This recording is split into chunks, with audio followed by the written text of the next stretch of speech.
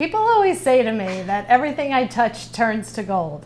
And I think, wow, I must be a really good salesman because that surely is not the truth. Hi guys, I'm Alex Fasulo. I'm here with a very special guest today, my momager, Lisa Fasulo. We actually are business partners. I tell people, yes, you're my mother, but I feel like first and foremost, we wake up every day business partners. I mean, would you not say that? Since you were 10 years old. Since I was 10 years old, totally. Because we vibe so good on a business level.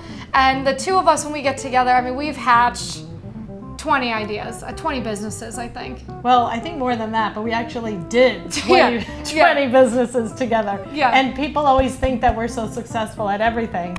But the fact is, the majority of them fail. Oh, yeah. It never stops us, and on we go. But we laugh, we have some funny adventures. We've learned a lot of things. We decided more than anything what we hate doing. Yes. So I know. Managing things for people. Yep. Posting, we don't like customer service. For people, doing people's websites, that's a big no. Yeah. So let's go back to some of the things we've tried together. Yeah, I mean. Let's throw it way back. Well, number one was when I had quit my job was Social Me Media. That was a social media management company. I say that lightly. Boy, it was me and her posting for people, but I never told people that she was doing the posting.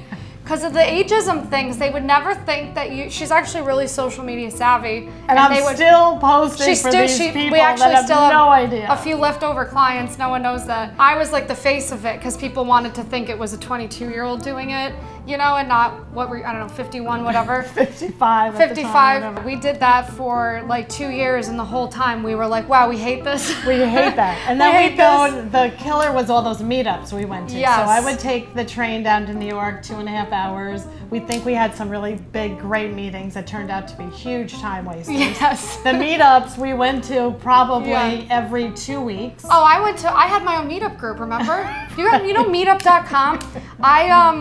I had a small business group that ended up with like 18,000 members in it, and I let it go, which I actually now realize was, there's another failure that I shouldn't have done, because I had a really successful meetup group, and we would do these networking events. And that was here, coincidentally, also. You had one in New York, and you had one down here. One in New York, one in Florida, yeah. And then we would go with our business cards and be like, you guys need social media management? We'd hand out our cards. And everyone was just trying to sell each other. Everyone was so hungry at these things, it was total dead end. Like everyone there was like trying to hustle and hustle. Nobody had money to give each other at them. And then we would talk the next day about all the people we met, the characters we met. Oh my God. Remember the golf nut? Yeah, oh, sure do. Some crazy ones. I still have one guy who sends me like Christmas cards. Oh, for me it's the websites while you wait moment. I feel like my worst moment was when I went to the meetup in a very unsafe part of New York City.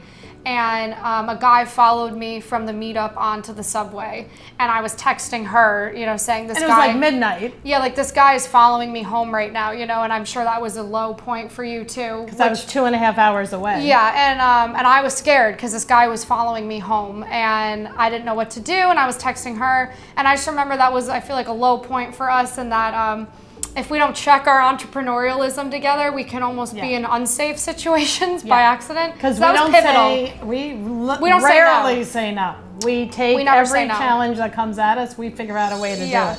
I mean, one of my mottos on my social media today is I say to people, just say yes. Obviously, that's within reason, though. Like, don't say yes to going to some random guy's apartment who you've never met to take photos with him for 8 hours. I'm never encouraging people to be unsafe, but I am encouraging people to always say yes to opportunities. Right. And I feel like that's what's amazing with today and the laptops and the phones is you're pretty safe if you're at home with your door locked on your laptops. That's why I'm big into the online income stuff. I mean, I feel like you're the same. Yeah, I mean, you have to definitely watch for the safe situations versus unsafe, because you were in a couple unsafe situations. Yeah, I mean, so was Allegra. Yeah, so you know that's a very real thing to check. And I say also another thing to watch is the money you invest. We never invest any money in all of our ventures, so it's nothing hurts when we decide we hate it. We just move on to the next thing. Yeah. Because if you're clever enough, you can figure out how to start and do everything on a shoestring. So that's definitely a talent. I would say that's one of the best business lessons that you've taught me. Lean and mean. Lean and mean, because it's easy when you're starting out in business to want to dump $50K into ads and marketing because that's what you're supposed to do.